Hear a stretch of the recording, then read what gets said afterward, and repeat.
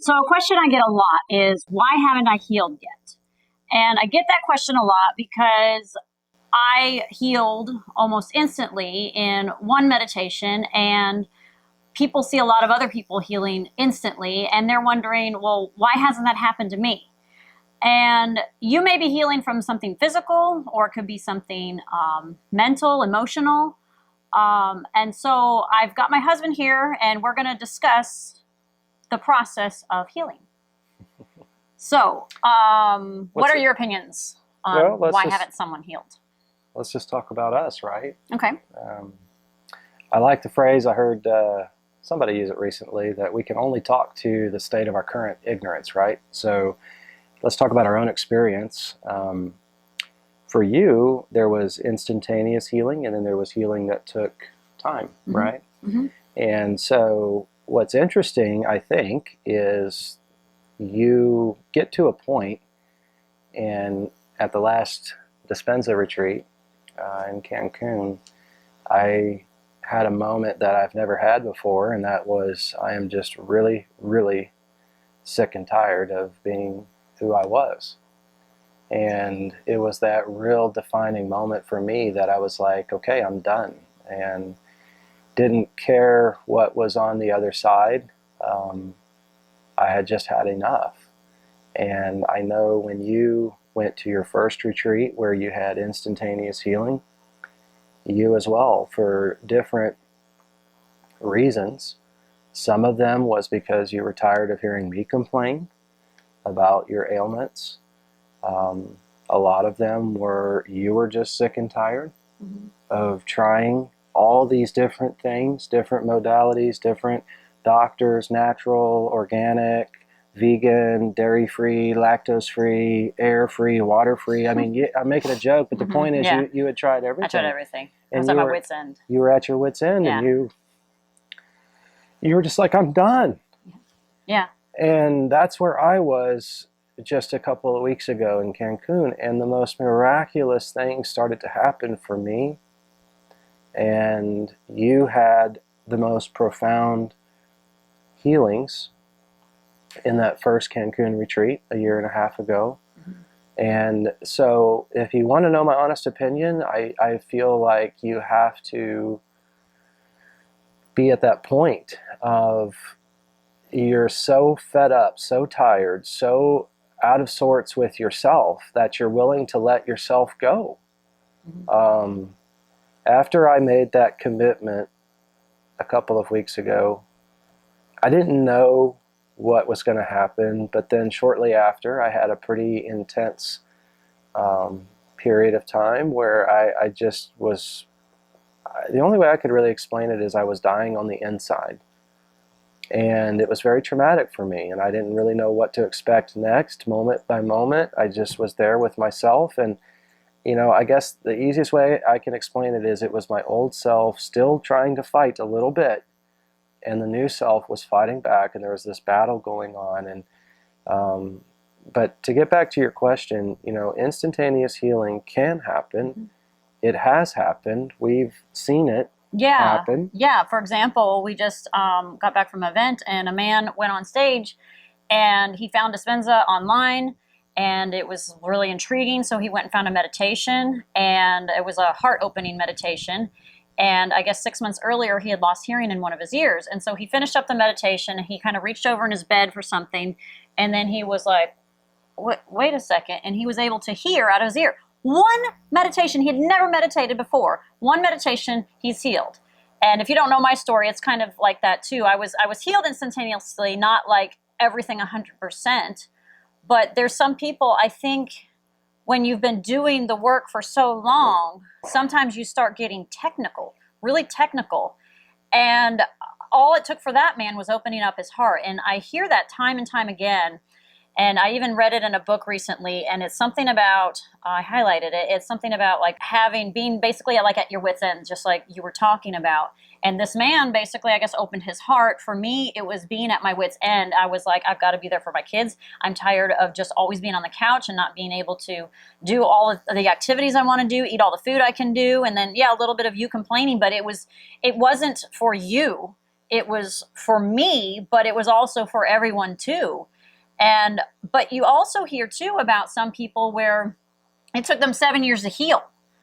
But then it's like, it can happen one of two ways. It can happen like, okay, they were working on themselves for 7 years, and then all of a sudden, instantaneously they heal. So there's an instantaneous heal.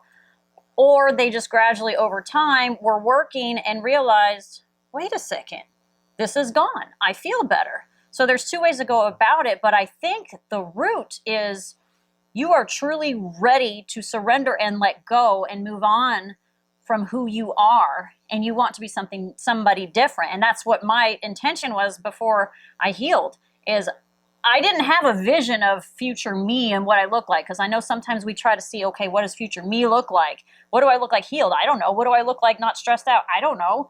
But it was me just saying, I don't want to be this person anymore. And the universe isn't going to give you anything worse than what you have right now. So if you're just able to be like, okay, I'm just going to surrender this person, and I don't care what I have after that, you might be scared. And I think that's important. I think some people are scared to surrender because they're like, I'm kind of comfortable with this person. Even though you may not like this person, you may be comfortable with it, and you may have been living your whole life with that person. Some people almost kind of feed off of that. They're like, oh, okay, well, people are giving me attention because maybe they didn't give enough love when they were young. They're like, well, I'm getting attention by being sick. Or maybe because I've got all these financial burdens, I'm just getting all this attention from people feeling sorry for me. And that's something they thrive off of. And if they lose that person, then what are they going to do?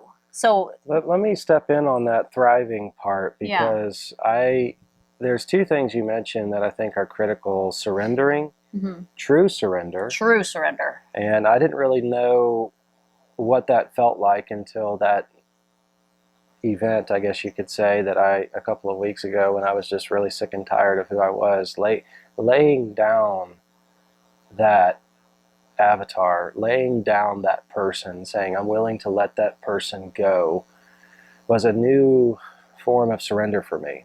And then later in that event, I was like, wow, what a sense of joy, what a sense of happiness. My heart was opening. It was a unusual feeling for me, I guess you could say.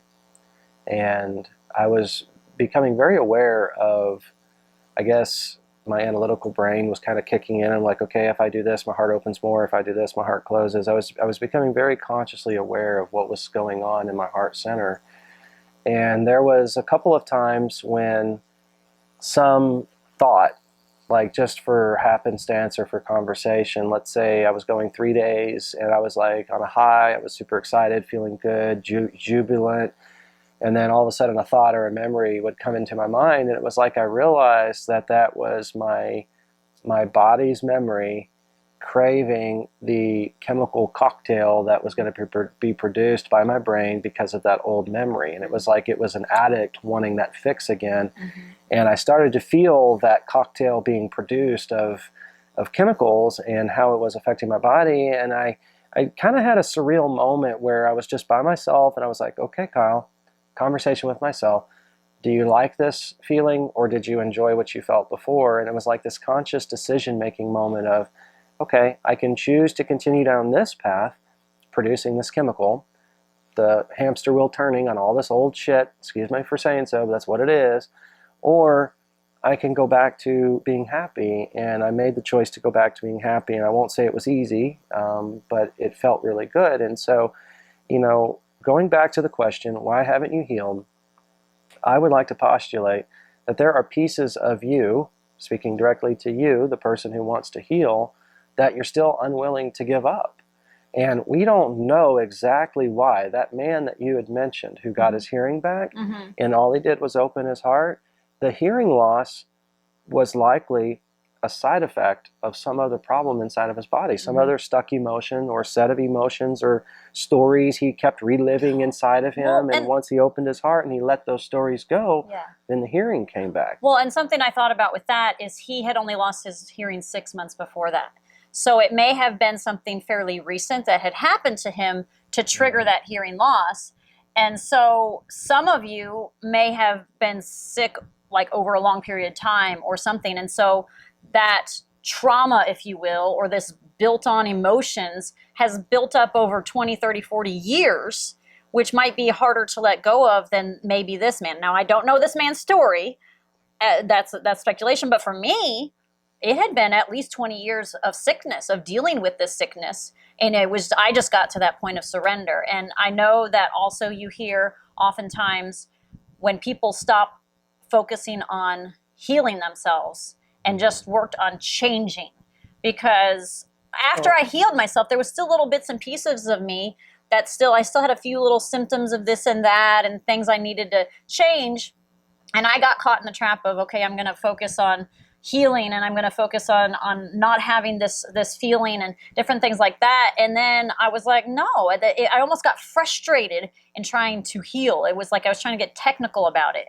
And then I started working more on just balancing my energy centers and opening up my heart and just being happy. I was like, I don't care if I have this one symptom as long as I'm happy. And when you get to that point, you've almost taken your attention off of wanting to heal that one thing. So let's say, for example, you've got, I don't know, some weird ache in your shoulder you can't get rid of and you've had it for years. And you're focusing, I want to get rid of that, I want to get rid of that, I want to get rid of that. And by wanting to get rid of it, you're living in lack because you're like, it's still here. But if you're just like, okay, whatever, I'll deal with the shoulder pain, just I want to be happy. That's kind of a surrender thing. You've taken your focus off of the lack of not having that healing and you're just like, I just want to be happy. And then it's like all of a sudden something happens. So there's kind of two ways of looking at it. You know, you just focus on being happy and changing, or like a surrender. I'm tired of this. I don't want this anymore. I did also want to talk a little bit too about the work, like people call it. The work is just basically meditating and tuning into the universe, and you can get all your power just from doing that. But I hear a lot of people saying, okay, well, I've been doing Reiki and I've been doing sound healing and I've been doing emotion code and all the ayahuasca, all these different modalities to try to pull something out because they're like, I just can't do it myself. And I'll admit that I got kind of caught in that trap. You know, I know you were doing some of those different things and I was doing some of those different things. I thought, like, maybe this can help push me a little bit further. And it's not a trap. Okay, I don't want to say it's a trap. It's all a spiritual journey. It is all a spiritual journey. Everything happens at the right time for the right reasons. It does. For us, not to us. Yes. And when we trust the universe in that, then we are truly surrendering. It's true. And these things can help you because sometimes you do get stuck and you don't even feel motivated to like meditate because you're just like, I can't do it. I can't meditate. It's not working. And you're just kind of like, nah. But I got to jump in. When you get stuck like that, Mm-hmm. when you get stuck like that, I can speak from my own experience. It's because you're coming up against a part of yourself that you're unwilling to work through. Mm-hmm. That's why you get stuck. And I want to jump into on this thing about different modalities and the work. It upsets me if anyone was to look at another person and say they're not doing the work. You know, what is the true definition of the work? It is not a particular modality. Mm-hmm. It's not a particular set of things. I'm going to really try my hardest. I'm getting kind of a download at the moment. The work is when you first decide that your current state of being is not your highest and best good. You started the work. Now, the work is a generalized phrase for anything and everything that you must go through to get to your highest and best self. Mm-hmm. That's it. Mm-hmm. So if you're choosing to do meditations by XYZ, Aura app, mindfulness, Dr. Joe Dispenza, whoever, you're doing the work. Mm-hmm. Now, some modalities are going, in my opinion, some modalities of spirituality or spiritual work are going to be more aggressive than others. I mean, just hands down. And as you're moving along in your spiritual timeline, your journey to get from your current present being to your highest and best truest self, you're going to have these things, these, I guess you could say, these ugly heads of yourself that are going to pop up. Mm-hmm. And you have a moment where you have to make a decision. Do I want to exercise my ability to kill this part of me, mm-hmm. to let this part of me die, mm-hmm. because it must die, mm-hmm. to move on to the next level, to level up in spirituality. Yeah. And so, yeah, I've tried different modalities, and I think every modality has its place. Mm-hmm. There's ancient teachings that talk about all different kinds of spirituality. As you move through all of Western Asia, there's all different types of modalities. And, you know, if you really start diving deep into a lot of what these spiritual teachers are teaching, Eckhart Tolle, Dr. Joe Dispenza, Wayne Dyer, who's now passed on, I could go through a couple of others, but it doesn't matter. They're all blending spirituality, different modalities, all from Western Asia.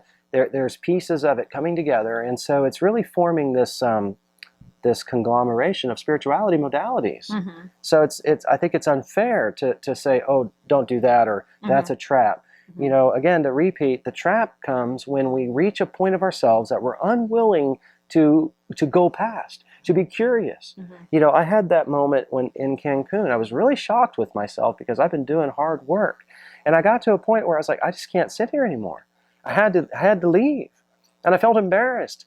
But now I understand that I was really coming up against a part of myself. And honestly, with, you know, the most important thing here is to be honest with yourself. It doesn't matter who you say, what you say to who, whatever, or what they say to you. Just be honest with yourself and compassionate with yourself. And so I had that moment where I'm like, I was being hard on myself. Why did I get up? Why couldn't I push through that meditation? I understand now very clearly that I was just coming up against a part of myself that I was unwilling to push through at the moment. And I love that about myself, right? And, you know, there's in some of the meditations towards the end, the guided meditations, it's like, now turn around and look at yourself and love the self that brought you here to this moment. Because you wouldn't be in the moment as your new best self if you hadn't brought your old worst self to the table. Even if it's just the one that started the meditation, you've just moved that tiny little bit more. You move the needle a little bit further. Now, I'm going to jump in because I know that you and I have kind of butted heads on doing this outside work. And I think it's helped me understand it more that it's not bad to do these outside work things. I was kind of like, oh no, you really need to do this all yourself. But there is sometimes when I think that people do need a little extra help. And like I said, I was kind of, I say falling into that trap because recently I had an incredible meditation where I had gotten really close to touching source again. I had touched source when I was healed. And I got really close to touching it again. And I'm even getting emotional thinking of it right now because that love, it was a huge reminder to me that I can do this all myself. I don't need to do all this other little stuff. I can do it myself. I just have to ask and I can receive it. Ask and you shall receive. And it's really that simple. And there was another meditation that I did where I jumped into another reality and it came to me so quickly. And I felt it. I was like, oh my gosh. And I said, it's that easy? And the universe was like, yeah, it's that easy. And I'm like, oh my gosh, how did I forget this?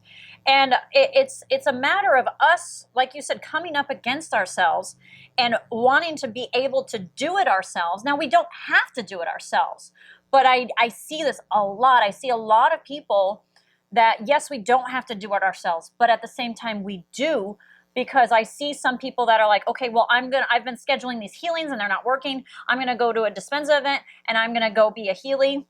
And I'm gonna have those people heal me. And what else can I do to help me heal? Like people are constantly looking outside themselves for other people to help them. And I think maybe that's something where they need to say, okay, if you're always looking outside yourself for someone to help you, then I think you need to stop and realize that's not where it is. You need to be ready and willing to surrender that person. And I've looked at the healings that people do on other people, and yes, you can see miracles, but these miracles usually happen because that person that is getting healed is ready and willing to surrender. I'm like, okay, and they just need that extra little boost of energy, and that's what they get with the healing. And, you know, it may take 2, 3, 4, 5, 6 healings, but if you come out of a healing and you're like, I don't really feel any different, well, maybe there was somewhere inside of you that you were stuck. You were probably like, okay, where's my healing? Where's my healing? Am I going to shake like crazy? Am I going to feel this great instantaneously little thing? Am I going to touch source? And you're looking around for it. And then you come out and you're like almost frustrated, like, okay, why didn't I get healed? They didn't do a good job. I've seen that a lot. And it's like, okay, well, you know, and not to judge, but right there, that's going to prevent you from healing because you're living in lack. 3 things. Yeah. The universe I want to tell you about a story about a man who wanted healing Mm-hmm. and then expectations. Yeah. So we should not ever question why the universe does what it does when it does it. Mm-hmm. That's just really strong to me right at this moment. We are right where we need to be at every time. Because you could be in a room with 200 plus people as healees, and why did 5 or 10 or whatever the number is, why did they receive instantaneous healing? We don't know. And so just trusting that the universe is doing the right thing at the right time for the right people is beautiful. There was a man who reached out, a beautiful soul, wanted me to help orchestrate remote healing. And I did. I assisted just myself with sending healing to him on 2 different occasions. And he would get, after, I'd call and visit the day after, and he would get a little bit better, and then he would get worse. And so, I had some promptings of things that came to my mind to visit with him about. And in short, there was a lot of traumas, unresolved traumas that he was working through, and those were holding him back from his healing. And one day I just felt moved to send a text because I got the feeling that he was relying on outside help and was unwilling to do the work inside himself. And I just said, you are the most powerful healer. You don't need anyone else. Mm-hmm. And I think that really made an impact for him, that, it is so loving and kind to give of service to other people, and I will continue to do that. But you have to be in a place to receive as well. And I've heard this from several people that, receiving is almost harder than giving. And it's just a state of being inside of us that, it's our ego. Our ego wants, to feel like we can do, and we can provide and protect. I don't need that help, yeah. And we don't need help. And yet, so receiving is hard. And the third thing is expectations. This has been huge for me, and I'm still, I guess you could say, awakening to what it's supposed to mean for me, understanding that I have lived a life of expectations. And when we expect, we can be disappointed. When we expect, we live in a place of lack until it happens. So it's a huge, I guess, spiritual gem that's still in process of developing inside my being, of just what does it mean to live a life without expectation. And that's hard because our 3D minds have all these plans. Cheryl was mentioning how even when it comes to healing, I'm going to go do this, and I have this expectation that's going to come out of it. Boom, you're open to disappointment. I'm going to go to a dispensive retreat, and I'm going to have these wonderful mystical experiences. Boom, you're open to possible disappointment. I want to be a healee. We went to the very first event where you had miraculous healing, Cheryl, and I had asked and tried to get you on the list to be a healee, and you were all excited about that. And then as each day went by, because it takes I think 3 or 4 days to get to the first coherence healing at the 7-day retreat, you were starting to get really disappointed and frustrated that you hadn't been selected to be a healee.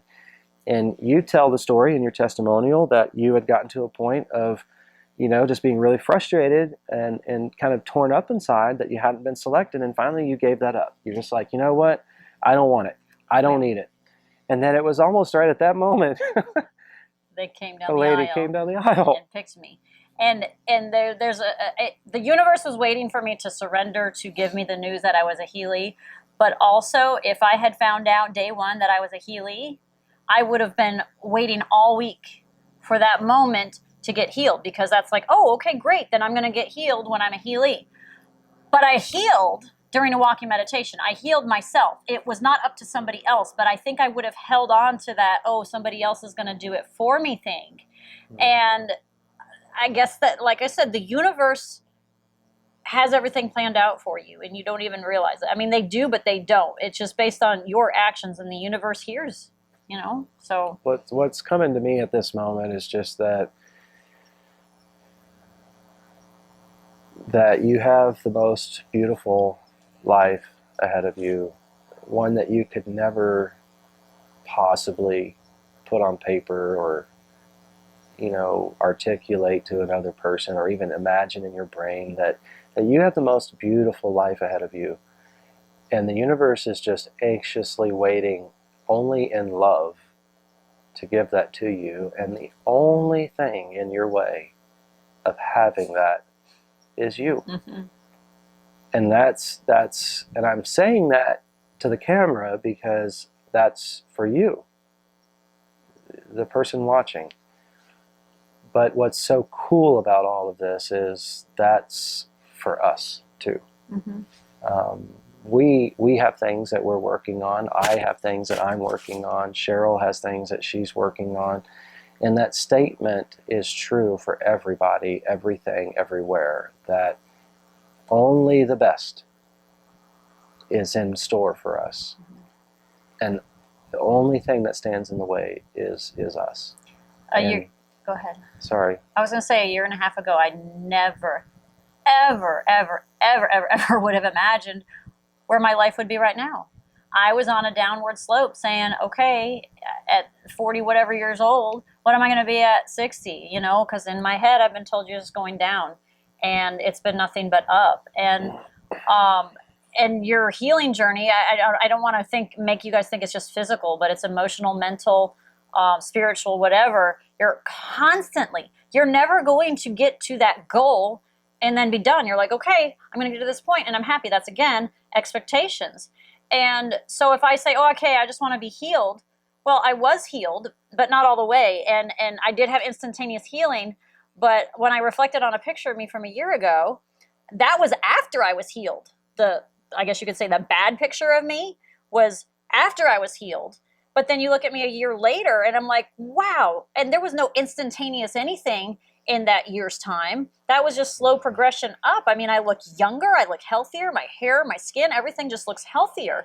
And our lives just, we're happier. We feel more abundant in every way. It doesn't have to be like money-wise, but abundant in everything. And so, yes, the universe is just waiting for you to really get over yourself. Get out of your own way. Enlightenment, really the answer is enlightenment. What is the goal of this life that we're in? And I think the easiest, most succinct way to say it is just spiritual enlightenment. Yeah. And a lot of people are like, well, what is enlightenment? And it's what you just described. It's doing the daily work to make us better inside, spirituality. We grow, we change every day.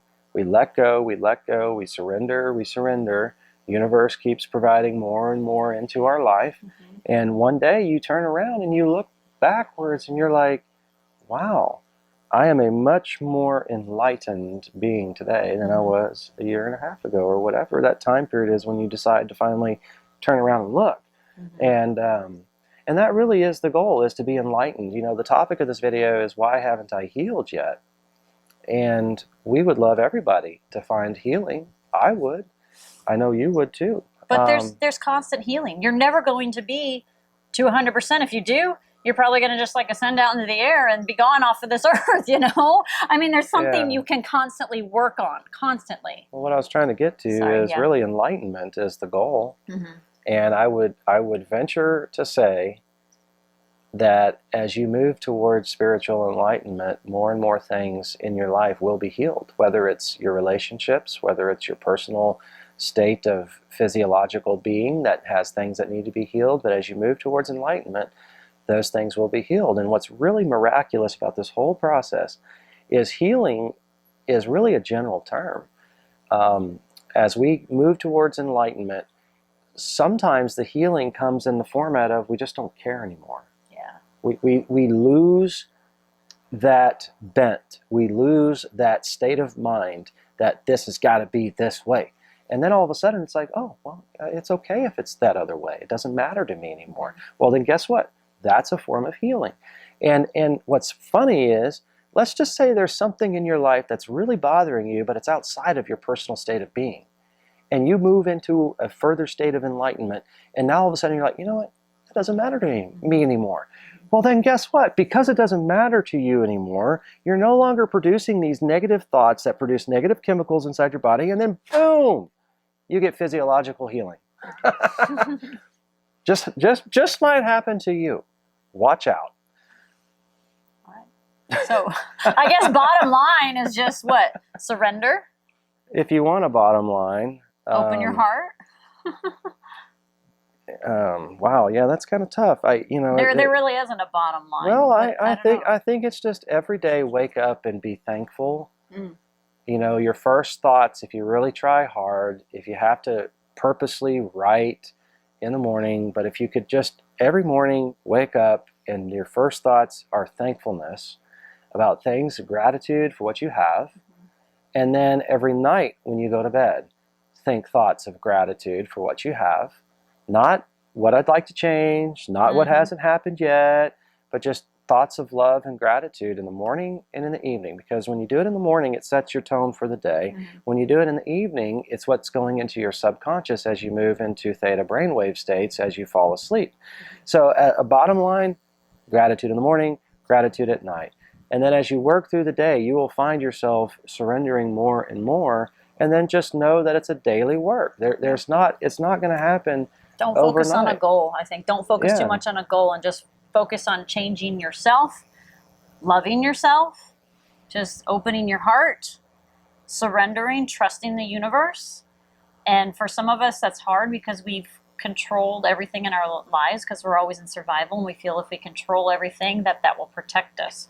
But you just don't realize once you do surrender how much better things on the other side are. And so just getting past your ego to that surrender point, but it's look hard. for the small things. And what I mean by that is the universe is always trying to show you that it has your best interest in heart. And if you strive to start seeing that, instead of looking for these big moments coming from a place of lack and frustration that they haven't happened yet, but look at the little things.